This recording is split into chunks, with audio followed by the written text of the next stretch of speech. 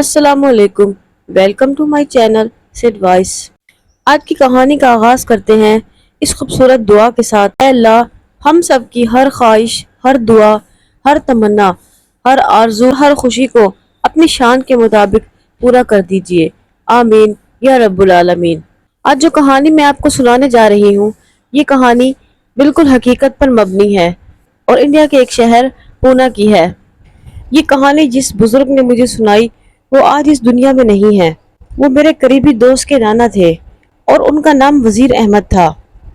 میری جب ان سے ملاقات ہوئی تو اس وقت وہ لگ بھگ 80 کے قریب تھے۔ میں اکثر اپنے دوست کے گھر جاتا اور ان سے پرانے زمانے کے قصے اور کہانیاں سنا کرتا تھا۔ ایک دن انہوں نے مجھے کہا کہ بیٹا، میں تمہیں ایک ایسی مافوق الفطرت کہانی سناتا ہوں جو تقسیم ہند سے پہلے کی ہے۔ یہ کہانی ان بزرگ نے مجھے سنائی، آئیے میں ان کی زبانی آپ کو یہ کہانی سناتی ہوں۔ پونا بھارت کا مشہور اور تاریخی شہر ہے۔ روزگار کی وجہ سے میں اپنے ماموں کلیم اللہ کے پاس آیا۔ ماموں نے میرے والدہ کو چٹھی لکھی کہ وزیر احمد کو میرے پاس بھیج دو، کیونکہ یہ پڑھائی سے بیزار ہے اور سارا دن آوارہ دوستوں کے ساتھ گھومتا ہے۔ لہٰذا میں ان کے پرزور اصرار پر ماموں کے پاس آ گیا۔ ماموں کی رہائش ان دنوں باغ سرداروں کے محلے میں تھی، جہاں سکھوں کی زیادہ تر آبادی تھی۔ میرے ماموں یہاں ایک بہت مالدار آدمی گلاب سنگھ کے پاس ان کی جائیداد کی دیکھ بھال کے لیے منشی گیری کا کام کرتے تھے۔ گلاب سنگھ کی بہت وسیع جائیداد تھی۔ اس زمانے میں ماموں کی تنخواہ 1000 روپے تھی، جو اس وقت کے لحاظ سے بہت ہی اچھی تھی۔ گلاب سنگھ نے ماموں کی فیملی کے لیے رہائش اپنی حویلی کے ساتھ ہی بغلی کوارٹر میں دے رکھی تھی۔ ماموں اگرچہ شادی شدہ تھے لیکن اولاد کی نعمت سے محروم تھے۔ مجھے بلانے کی ایک وجہ یہ بھی تھی کہ وہ مجھے اولاد کی طرح رکھنا چاہتے تھے۔ میری مامی سکینہ انتہائی پارسا اور رحم دل خاتون تھی۔ ان کے مالک گلاب سنگھ، جس کی 2 بیٹیاں تھیں، ایک کا نام لکشمی جو بڑی تھی اور چھوٹی کا نام سونم تھا۔ اس کی بڑی بہن یعنی لکشمی لاہور کے کسی رئیس سکھ خاندان میں بیاہی گئی تھی، جبکہ سونم، جس عمر میں میں نے اسے دیکھا، اس وقت اس کی عمر 16 سے 17 سال کے درمیان تھی۔ وہ ایک انتہائی خوبصورت دوشیزہ تھی۔ ایک تو اس کے باپ کی انتہائی دولت اور دوسری خوبصورتی، اسے ان دونوں چیزوں نے بہت مغرور بنا دیا تھا۔ گلاب سنگھ کی وہ بہت لاڈلی تھی۔ مجھے ماموں نے گلاب سنگھ کی حویلی میں چھوٹے موٹے کام کرنے کے لیے 50 روپے ماہانہ پر نوکر رکھوا دیا۔ سونم کبھی کبھار میرے ساتھ اپنی مخصوص بگی میں بیٹھ کر موتی بازار درزی کے پاس جایا کرتی۔ میں اور نوکر بگی کی چوکیداری کے لیے گھوڑوں کے ساتھ ساتھ بھاگا کرتے تھے۔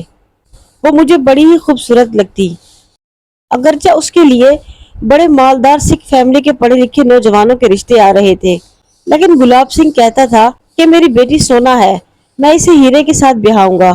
میں ایک دن صبح کے وقت حکیم صاحب کے پاس دوائی لینے جا رہا تھا کہ حویلی کا پرانا بوڑھا نوکر بھاگتا ہوا آیا۔ وہ بہت گھبرایا ہوا تھا اور اس کی ٹانگیں پریشانی کے عالم میں لڑکھڑا رہی تھی۔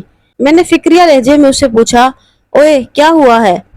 وہ جی، سونم بی بی نہا کر چھت پر گئی اپنے بال سکھانے کے لیے، اور جیسے ہی انہوں نے اپنے بال کھولے انہوں نے ایک چیخ ماری اور وہ اس وقت سے لے کر اب تک بے ہوش ہیں۔ میں اور وہ جب دوڑتے ہوئے حویلی کی چھت پر گئے تو واقعی وہاں سونم بے ہوش پڑی تھی اور اس کے گرد کئی حکیم اور ڈاکٹر کھڑے تھے جو اسے ہوش میں لانے کی کوشش کر رہے تھے۔ اسے ہسپتال فٹافٹ اٹھا کر لے جایا گیا۔ ڈاکٹروں نے گلاب سنگھ کو تسلی دی کہ وہ نہ گھبرائے، سونم جلد ٹھیک ہو جائے گی۔ اس کے تمام سکھ رشتہ دار اور دیگر لوگ بھی اس کے ہوش میں آنے کا انتظار کرنے لگے۔ گلاب سنگھ اور اس کی بیوی بہت پریشان تھے۔ تقریباً دوپہر کے وقت اسے ہوش آیا تو اس نے اپنے بے ہوش اور برے ڈراؤنے انداز میں مردانہ آواز نکال کر کہا، سب کو السلام علیکم۔ جو مسلمان وہاں کھڑے تھے، جن میں اور میرے ماموں بھی تھے، سب نے چونک کر وعلیکم سلام کہا۔ سکھ کے منہ سے بے اختیار وعلیکم سلام نکلا۔ سونم نے پاگل پن میں اپنے بیڈ کی چادر کھینچ لی اور اپنے سر پر ڈال کر حیرت انگیز طور پر قرآن شریف کی تلاوت شروع کر دی۔ اس کی یہ حرکت دیکھ کر تمام سکھ دہل گئے اور پریشانی کا شکار ہو گئے کہ یہ کیا ماجرا ہے۔ گلاب سنگھ نے لڑکی کے ہوش میں آ جانے کی خوشی کی بجائے الٹا اسے برہمی کے عالم میں ڈانٹتے ہوئے کہا، یہ کیا کر رہی ہو؟ تم مسلمان نہیں ہو۔ سونم نے ایک زوردار تھپڑ گلاب سنگھ کے منہ پر مارا اور زور زور سے قرآنی آیات پڑھنا شروع کر دی۔ او جی، یہ تو مسلمان ہو گئی ہے، میرے قریب کھڑے ایک مسلمان نے مسکراتے ہوئے کہا۔ بکواس بند کرو، گلاب سنگھ نے اپنے گالوں پر کھایا ہوا تھپڑ اس شخص کے منہ پر منتقل کر دیا۔ پھر سونم دیوانوں کی طرح عجیب و غریب حرکتیں کرنے لگی۔ اس نے ہسپتال کی بیڈ کی چادر اٹھائی اور اسے جائے نماز بنا کر اسے فرش پر بچھایا اور نماز پڑھنے لگی۔ اس کی دلکش اور خوشنما آواز غائب ہو چکی تھی، اب وہ مکمل ایک مردانہ لہجے میں بول رہی تھی۔ اچانک ہی اس کا باپ بولا کہ بیٹی، یہ تجھے کیا ہو گیا ہے؟ اچانک ہی وہ چیخی، تم سب کافر ہو اور جہنم کی آگ تمہارا انتظار کر رہی ہے۔ اس کی دل دہلا دینے والی آواز سے ہسپتال کے در و دیوار گونجنے لگے۔ لگتا ہے اس پر کوئی جناتی اثر ہو گیا ہے۔ گلاب سنگھ خاموش سہما ہوا بیٹھا تھا کہ اب کیا کیا جائے۔ لہٰذا مشورہ یہ طے پایا کہ سونم کو کسی ماہر عملیات اور جن اتارنے والے کو دکھایا جائے۔ اسے جب کئی سکھ، ہندو، جناتی عملیات اور جادو کے کاٹ ماہرین نے دیکھا تو ان میں سے تقریباً سب نے یہی تشخیص کی کہ سونم کے اندر کوئی مسلمان جن سرایت کر گیا ہے۔ گلاب سنگھ کی بیٹی کی حالت ناقابل دید ہو رہی تھی۔ ایسا لگتا تھا جیسے کوئی مچھلی پانی کے بغیر تڑپ رہی ہو۔ ان دنوں ایک ہندو عامل جو کہ بڑا مشہور تھا اور اس کا نام دلجیت سنگھ تھا، اس کے بارے میں یہ بات بڑی مشہور تھی کہ اس کے قبضے میں بڑے بڑے جنات ہیں۔ دلجیت سنگھ نے سونم کے لبوں پر ایک زوردار ڈنڈا مارا اور بولا کہ جاتا ہے کہ نہیں؟ تو جن بولا کہ میں نہیں جاؤں گا۔ وہ جن بہت ضدی انداز میں مردانہ آواز نکال رہا تھا۔ تو کون ہے؟ میں مسلمان ہوں۔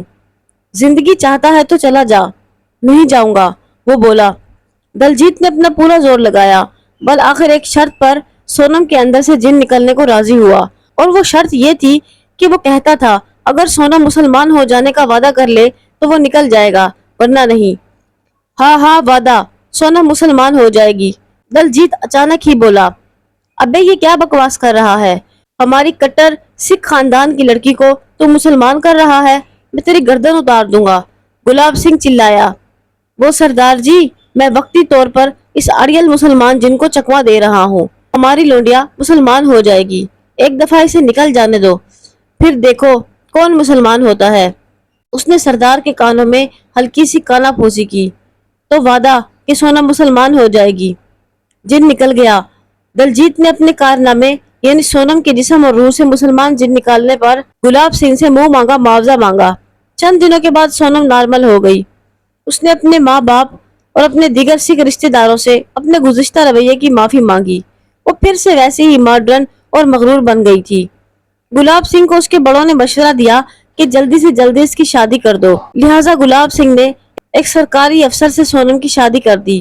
دونوں میں بہت ہی پیار تھا اور ان کے 2 بچے، ایک لڑکا اور ایک لڑکی ہوئے۔ ایک دن گلاب سنگھ اپنے کرایہ داروں اور دیگر معاملات کا حساب لے رہا تھا کہ سونم کا شوہر غصے اور برہمگی کے عالم میں آیا۔ اس کے سر پر تازہ زخم ہونے کی وجہ سے پٹی بندھی ہوئی تھی۔ گلاب سنگھ، میرے ماموں اور وہاں موجود سب لوگوں نے حیران اور پریشان ہو کر پوچھا کہ تمہیں کیا ہوا ہے؟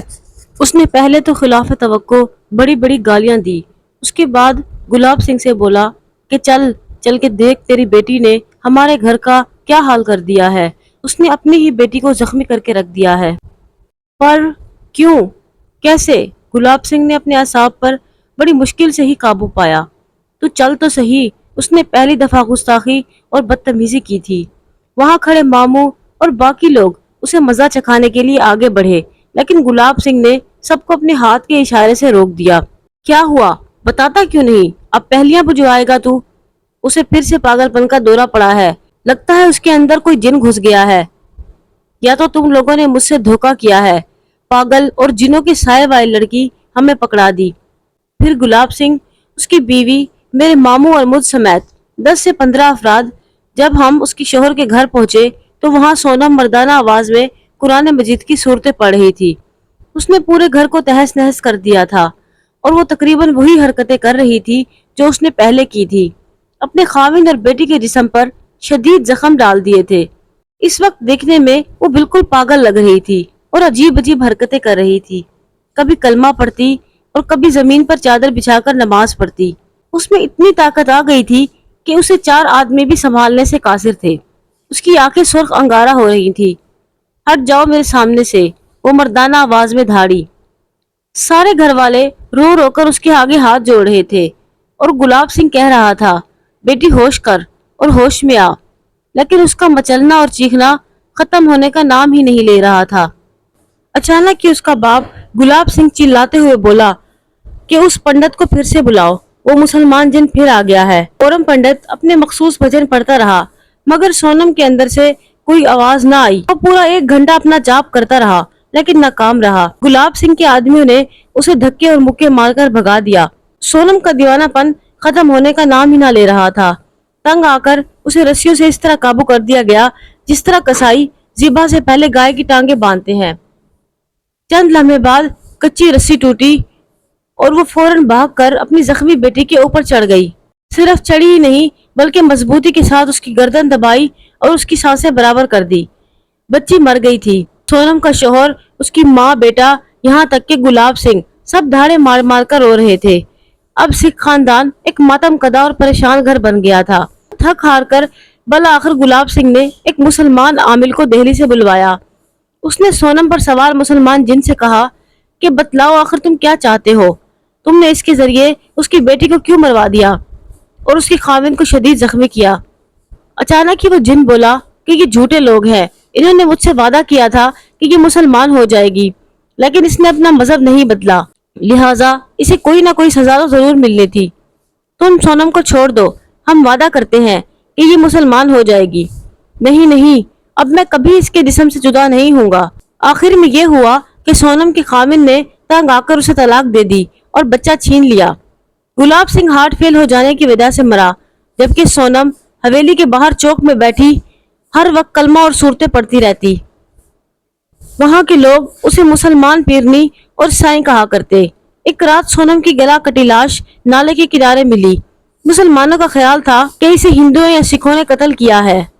مجھے امید ہے کہ آپ کو یہ کہانی ضرور اچھی لگی ہوگی۔ یہ کہانی بالکل حقیقت پر مبنی ہے۔ اگر آپ حقیقت سے جڑی ہوئی ایسی کہانیاں سننا چاہتے ہیں تو میرے چینل کو ضرور سبسکرائب کریں۔ ملتے ہیں کل ایک نئی کہانی کے ساتھ، تب تک کے لیے اللہ حافظ۔